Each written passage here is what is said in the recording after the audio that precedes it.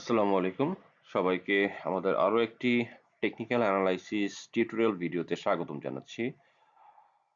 আমরা আমাদের সিরিজ যে ভিডিওগুলো পাবলিশ করছি তার ধারাবাহিকতা আজকে তৃতীয় ভিডিও আজকে আমরা আপনাদের সামনে নিয়ে আসছি।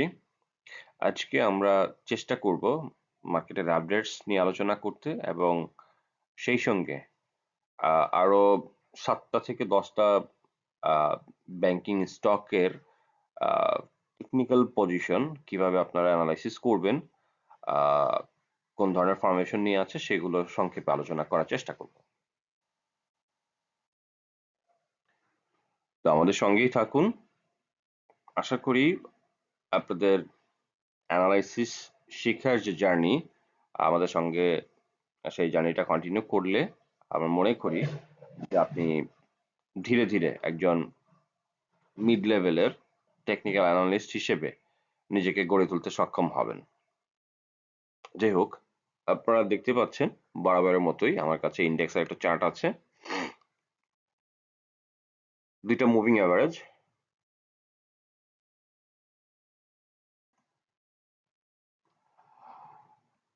10 ডেজ মুভিং অ্যাভারেজ এবং এটা হচ্ছে 25 ডেজ মুভিং অ্যাভারেজ।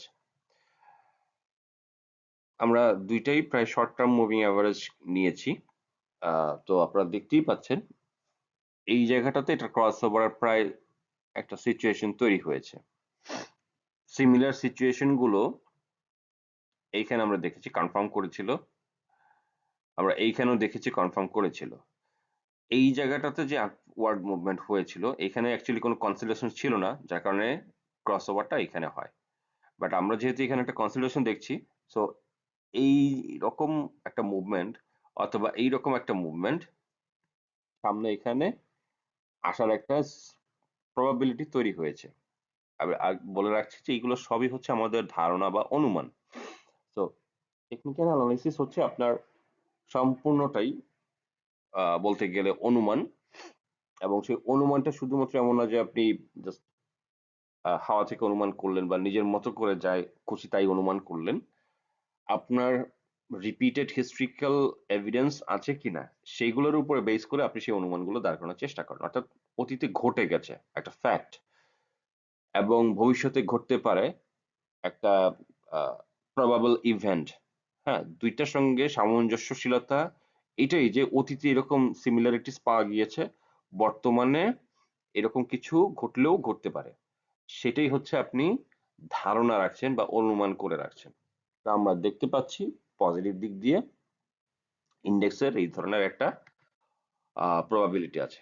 নেগেটিভ সাইডটা হচ্ছে আপনারা নিশ্চয়ই দেখতে পাচ্ছেন এই জায়গাতেও কিন্তু একটা ক্রস ওভার হওয়ার উপক্রম ছিল, বাট সেটা করতে পারেনি বা করেনি, বরং এখান থেকে একটা আপওয়ার্ড মুভমেন্ট তৈরি করতে যেয়ে চেষ্টা করে ফেল করেছে এবং মার্কেট এখান থেকে এই যে দেখতে পাচ্ছেন ক্রস ডাউন হয়েছে এবং মার্কেট এখান থেকে ফল করেছে। সো এটাও মাথায় রাখবেন যে বোথ সাইডেই কিন্তু প্রবাবিলিটি আছে।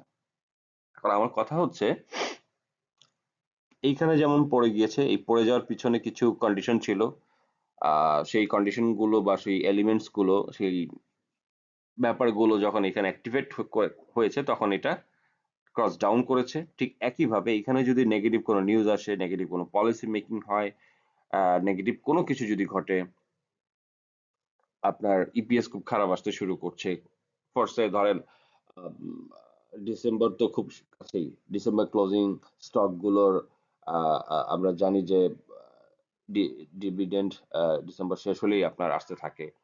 আপনারা জানেন যে ডিসেম্বর ইয়ার এন্ডের একটা ব্যাপার, অনেকেরই ফাইন্যান্সিয়াল যে হিসাব নিকাশ, রিপোর্টিং এর যে ব্যাপার স্যাপার সেগুলো হচ্ছে এই ডিসেম্বর 30 পরে যে দিতে হবে। সো তার আগে অনেকেই এইখানে নতুন করে যে ইনভেস্ট করবে, বিশেষ করে ইনস্টিটিউট, তারা কিন্তু সেই ইনভেস্টমেন্টের জায়গাটাতে একটু কনজারভেটিভ থাকবে বা থাকার সম্ভাবনা বেশি।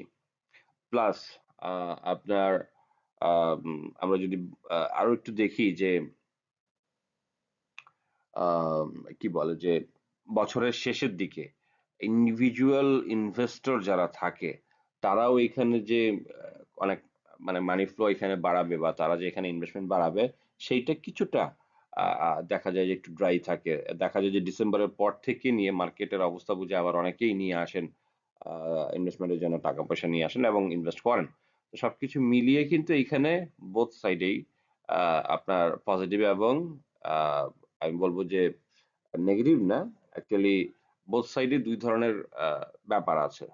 তো আবার আপনারা হয়তো পত্রপত্রিকায় গত এক সপ্তাহের মধ্যে দেখেছেন যে আইসিবি মারফত আপনার বাজারে ৩,০০০ কোটি টাকা ইনভেস্টমেন্ট হতে যাচ্ছে, এবং আইসিবি ৩,০০০ কোটি টাকা যদি পায় সেটা সে মার্কেটে যদি গ্র্যাজুয়ালি ইনভেস্ট করে, তাহলে কিন্তু মার্কেটের এই যে যে মানে কিছুটা কনজারভেটিভ ইনভেস্টমেন্টের যে পলিসির কথা আমি বললাম, আহ, সেই যে যে মানে ইনভেস্টমেন্টের যে ভ্যাকুয়াম জায়গাটা, যেটা ইনস্টিটিউট দ্বারা ফিল আপ হতো, যেটা হয়তো বা রিটেল ইনভেস্টর দিয়ে ফিল আপ হতো, সেটা যখন মানে তাদেরকে দিয়ে হওয়ার না হওয়ার একটা মানে পুরোপুরি না হওয়ার একটা চান্স অথবা একটা ফ্যাক্ট যেহেতু তৈরি হয়েছে, সেই জায়গাটাতে অল্টারনেটিভ হিসেবে কি আসতেছে, আইসিবি আসতেছে। সো আইসিবির ইনভেস্টমেন্ট এখানে আবার পজিটিভ ইম্প্যাক্ট ফেলতে পারে। তো বোথ ওয়েতে আপনার চিন্তা করে রাখতে হবে, এবং মার্কেট মুভমেন্ট পরবর্তীতে কোন দিকে যায় বা যেতে থাকছে বা যেতে চায়, সেটা অবজার্ভ করে আপনি আপনার মতো করে একটা ইনফর্মড ডিসিশন মেক করতে পারবেন। যাই হোক, সাপোর্ট রেজিস্ট্যান্সের কথা আমরা আর এখানে নতুন করে বলছি না, আমাদের আগের ভিডিওগুলো আপনারা একটু দেখে নেবেন। বর্তমানে এটা এই জোন বরাবর, অর্থাৎ ৫,২৭০ এবং ৫,৪৩০, এই জোনটা বরাবর আপ ডাউন করতে পারে, সাইডওয়ে ওয়ার্ক করতে পারে। বাজে কিছু হলে ৫,২৭০ এর নিচে নেমে যাওয়ার সম্ভাবনা আছে, ভালো কিছু হলে ৫,৪৩০ এর উপরে ব্রেকআউট করার সম্ভাবনা আছে। এবং মেজর একটা বিষয় আমি এখানে আরেকবার রিপিট করে বলে রাখছি আপনাদের সুবিধার্থে, সেটা হচ্ছে যে অবশ্যই market turnover ৫,৪৩০ point cross over হতে হলে মার্কেট টার্নওভার ৭০০ থেকে ৮০০ কোটি টাকা কন্টিনিউ করতে হবে, এবং সেটা ১,০০০ কোটি টাকা পর্যন্ত যদি কন্টিনিউ করে তাহলে মার্কেট ৫,৭০০ ইন্ডেক্স পর্যন্ত নিয়ে যাওয়ার বা চলে যাওয়ার একটা পসিবিলিটিস আছে। এবার আমরা চলে যাচ্ছি আমাদের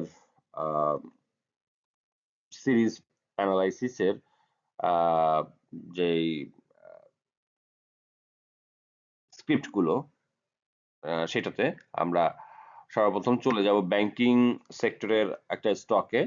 তবে তার আগে আহ, আপনাদের জন্য একটা সুখবর যে যারা আপনারা টেকনিক্যাল অ্যানালাইসিস একেবারেই আহ, যারা জানেন না, বা যারা জার্নিটা শুরু করেছেন মাত্র, অথবা যারা অলরেডি করে ফেলেছেন, তারাও এখানে এনরোল করতে পারেন। এনরোলমেন্টস এটা আপনাদের জন্য ফ্রি। ইনফরমেশন দিয়ে আমাদেরকে ইনফর্ম করলে আমরা আপনাদেরকে অ্যাক্সেস লিংক দিয়ে দিব, সেইখানে আমরা কিছু ইন্ডিকেটর টুলস আপনাদেরকে শেখানোর চেষ্টা করব ফ্রিতে, কোনো পয়সা লাগবে না।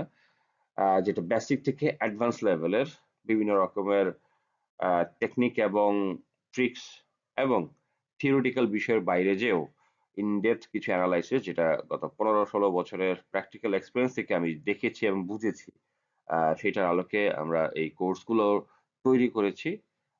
তো সেইটারই আপনি একটা ফ্রি অ্যাক্সেস লিংক পাবেন, আহ, চাইলে আপনারা সেটা অ্যাভেল করতে পারেন।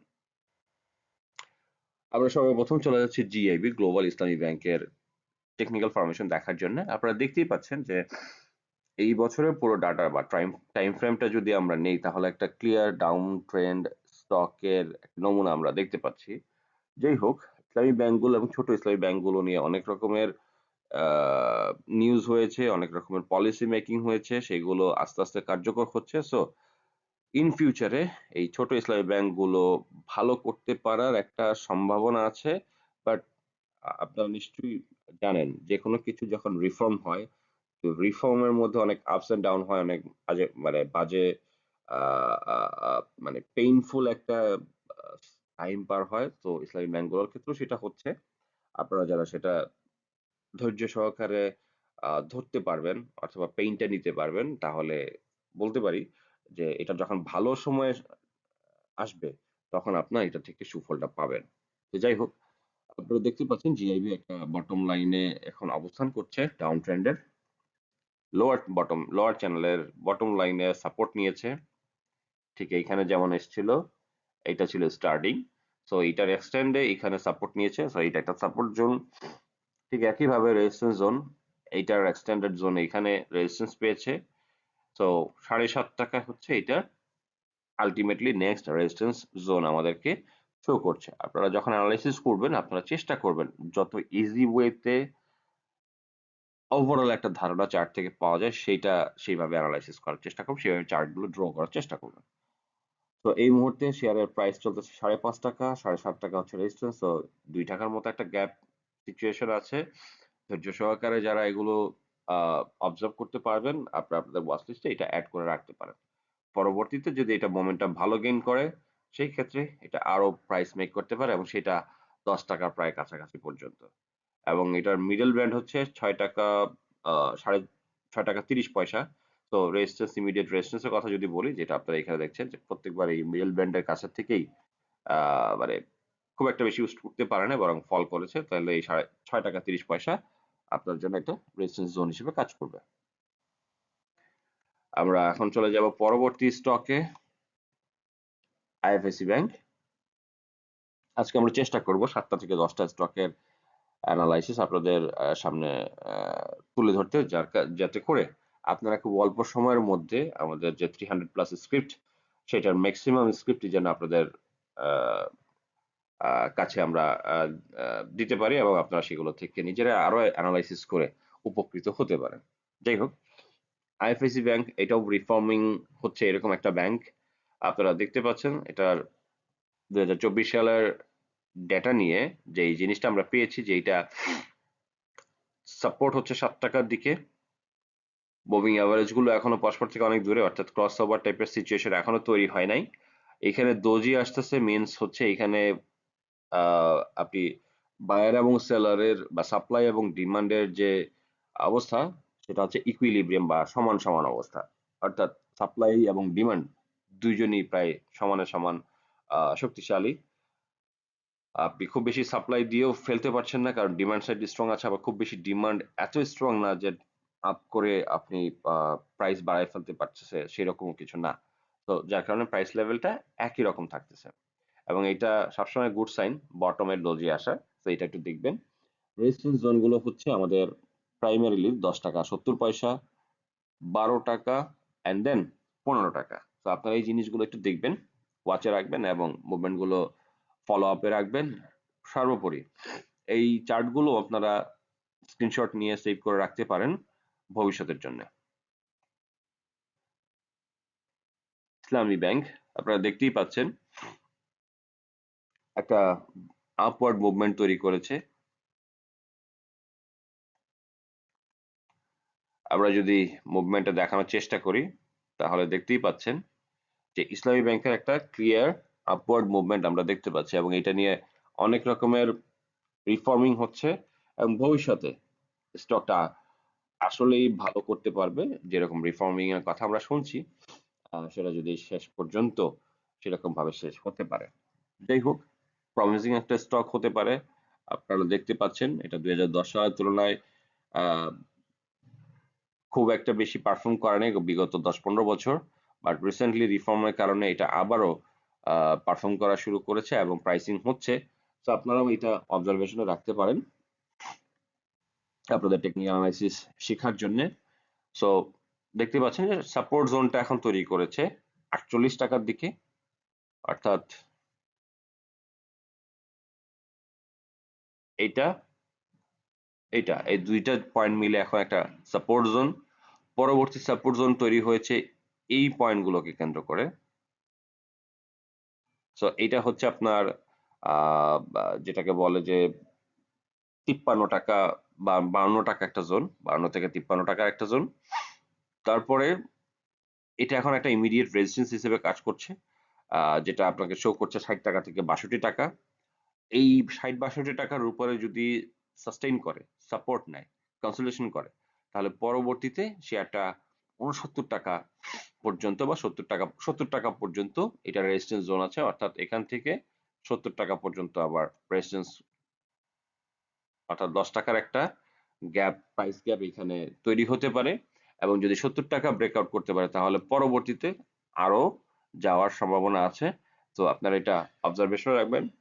মনে রাখবেন ট্রেন্ড ইজ ইউর ফ্রেন্ড, অর্থাৎ আপট্রেন্ড যদি হয় স্টকের, সেটা আপনার ফ্রেন্ড, আপনি এখানে থেকে থেকে বাই সেল করে করে ভালো একটা ইকুইটি গেইন করার একটা চান্স তৈরি করতে পারবেন। আমরা চলে যাচ্ছি পরবর্তী স্টকটাতে। আমাদের এবার স্টক হচ্ছে যমুনা ব্যাংক। ফান্ডামেন্টালি আস্তে আস্তে ভালো হচ্ছে এই ধরনের একটা ব্যাংক। আপনারা দেখতে পাচ্ছেন যে 24শে জানুয়ারি থেকে আপনার এখন পর্যন্ত যদি আমরা পুরো টাইম ফ্রেমটাকে নেই, তাহলে একটা ডাউনওয়ার্ড, যেহেতু টপ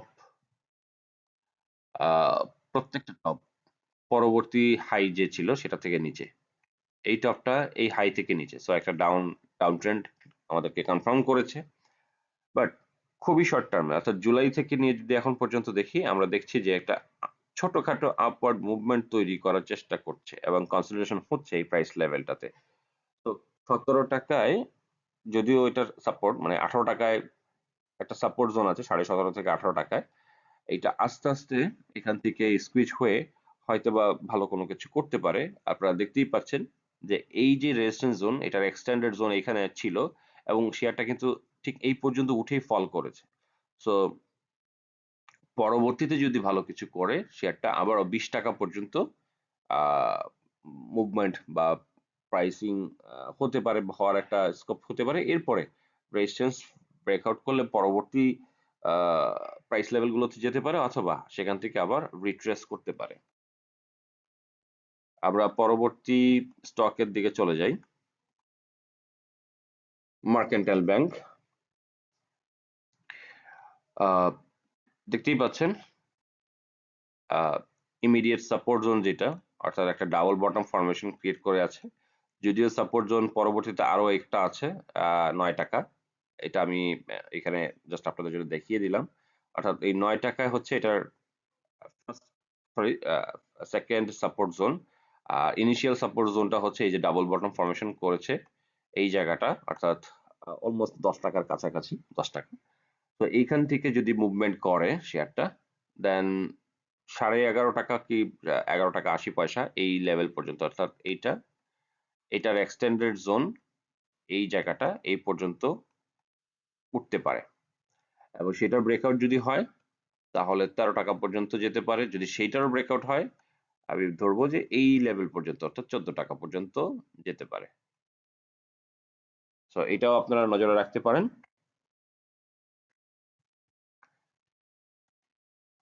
আমরা পরবর্তী স্টকে চলে যাই, মিডল্যান্ড ব্যাংক। ক্লিয়ার একটা আপট্রেন্ড তৈরি করেছে অনেক আগে থেকেই। তো আমরা জুলাই থেকেই টাইম ফ্রেমটা নিয়েছি। যেহেতু বহুত সময়ের মানে একটা কনসিডারেশনের পর আপনার, আমি যদি প্রিভিয়াস চার্টগুলো দেখেছি, সেটা আপনারাও একটু দেখে নিবেন যে 9 টাকা বা 8 টাকা থেকে 15 টাকার মধ্যে এটা ভালো একটা কনসিডারেশন হয়েছে এবং খুব অল্প অল্প করে গ্র্যাজুয়ালি বাড়তে বাড়তে এটা 30 টাকা পার করেছে। তো এটা একটা ভালো একটা প্রাইসিং হয়ে যাওয়া একটা ব্যাংক। যদি কেউ এটা ফলো করেন, অবশ্যই ট্রেন্ড লাইন বা এই যে চ্যানেলটা ক্রিয়েট করেছে, চ্যানেলটাকে ফলো করার চেষ্টা করতে পারেন। আহ, সেই ক্ষেত্রে যে জিনিসটা আমরা এখান থেকে ফাইন্ডিং আমরা পেয়েছি, যে চ্যানেলের আপার এবং লোয়ার যে বটম লাইন গুলো আছে, সেইটাকে কিন্তু অনার করছে এবং সেইটা বরাবর কিন্তু ভালো এবং কারেকশন হচ্ছে। তো আপনারা এই চ্যানেলটাকে ফলো করতে পারেন, নিজেরা ড্র করবেন এবং সেই অনুযায়ী এটাকে ফলো আপে রাখতে পারেন।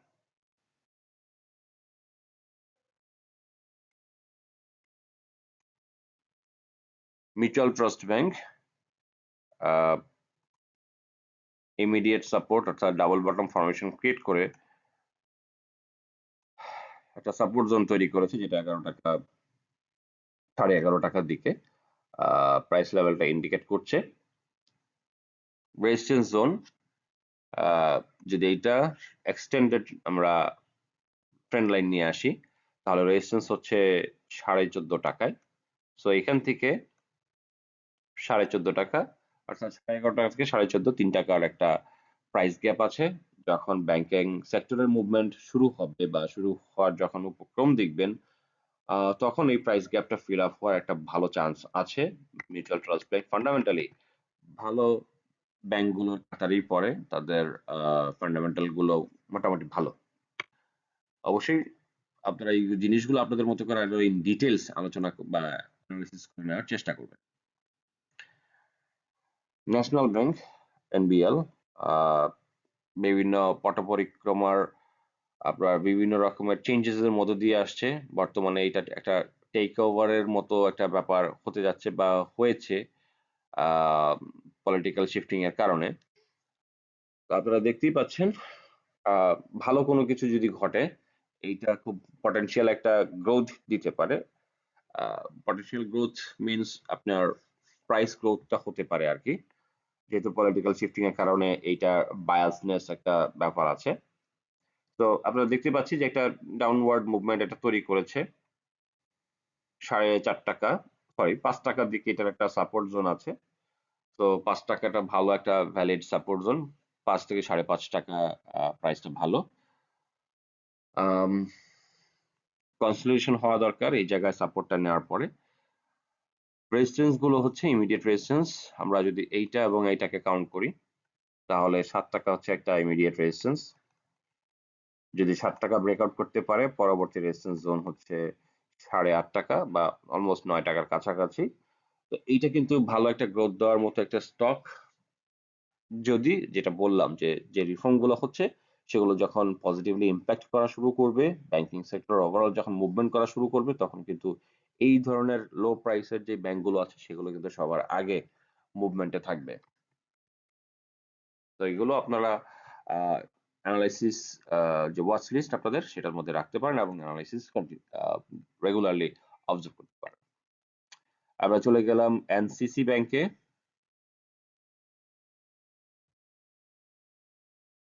এনসিসি ব্যাংকে আমরা দেখতে পাচ্ছি যে অনেক বড় পেইড আপের একটা স্টক, ফান্ডামেন্টালি মিড ফান্ডামেন্টালের একটা স্টক হতে পারে বা ব্যাংক হতে পারে। ইমিডিয়েট আপট্রেন্ড তৈরি করেছে অর্থাৎ শর্ট টার্মে, যেটা সাপোর্ট জোন ইন্ডিকেট করছে 11 টাকায়। অর্থাৎ এটা যদি আরো এদিকে নেমে এসে এইখানে সাপোর্টটা পায় তাহলে এটা একটা ভালো সাপোর্ট, যদিও এখানে কনসলিডেশন হতে পারে, অর্থাৎ একটা ক্রস ওভার দেখতে পাচ্ছি মুভিং অ্যাভারেজের। সো এটা কনসলিডেশন হয়ে আস্তে আস্তে এই 11 টাকায় সাপোর্টটা নিয়ে আসতে পারে, তখন হয়তোবা এটার এক্সটেন্ডেড যে লাইন সেটা এইখানে তৈরি হতে পারে সাপোর্টটা। এবং ইমিডিয়েট রেজিস্ট্যান্স হচ্ছে 12.5 টাকায়। সো 1.5 টাকা মানে 10%-এর একটা গ্যাপ এখানে আছে, তো সেটাও ব্রেকআউট করে 13.5 টাকা পর্যন্ত যেতে পারে। তো এই যে যে রেঞ্জ গুলো দেখাচ্ছি আপনাদেরকে, এগুলো কিন্তু জাস্ট ব্যাংকিং সেক্টরে একটা যদি মুভমেন্ট শুরু হয়, এই শুরু হওয়ার সাথে সাথেই এই গ্যাপ গুলো খুব দ্রুতই ফিল আপ হয়ে যাবে। সো আপনাদের যদি আগে থেকে প্রিপারেশন নেওয়া থাকে আপনারা কিন্তু খুব সহজেই এই ব্যাপারগুলোকে অ্যাডপ্ট করতে পারবেন। আমরা এবারে চলে যাচ্ছি এনআরবি ব্যাংকে। দেখতেই পাচ্ছেন যে ইমিডিয়েট যদি ট্রেন্ড আমরা দেখি তাহলে একটা ডাউনওয়ার্ড স্লপিং দেখতে পাচ্ছি, একটা চ্যানেলও তৈরি করেছে এবং সেটার সাপোর্ট রেজিস্ট্যান্স গুলো লাইক এরকম ভ্যালিড রেখেছে, অর্থাৎ চ্যানেলটাকে অনার করে যাচ্ছে। যতক্ষণ পর্যন্ত এটা অনার করে যাচ্ছে ততক্ষণ পর্যন্ত আপনারা এই চ্যানেলটাকে ফলো করতে পারেন। সাপোর্ট হচ্ছে যদি বটম লাইনে আবার আসে 10.5 টাকা, অর্থাৎ যদি ফল করে 10.5 টাকা, অর্থাৎ এই 10.5 টাকা। আর মিডল রেঞ্জ হচ্ছে এটা 11.5 টাকা। আপার ব্যান্ডের রেজিস্ট্যান্স হচ্ছে 13 টাকা, বাট যেটা আরো যদি কন্টিনিউ করে আরো অনেক বেশি সময়ের জন্য যদি যদি এটা টাইম ফ্রেমে চলতে থাকে তাহলে এটা রেজিস্ট্যান্স জোনটা আরো নিচে নেমে আসবে, সেক্ষেত্রে 12 টাকা 70 বা 80 পয়সায় দাঁড়াবে। অর্থাৎ 10.5 টাকা থেকে আমরা এখন ধরে রাখছি 13 টাকা। এই 2.5 টাকার মতো একটা চ্যানেল গ্যাপ আমরা দেখতে পাচ্ছি। সো এটা আপনারা নজরে রাখতে পারেন।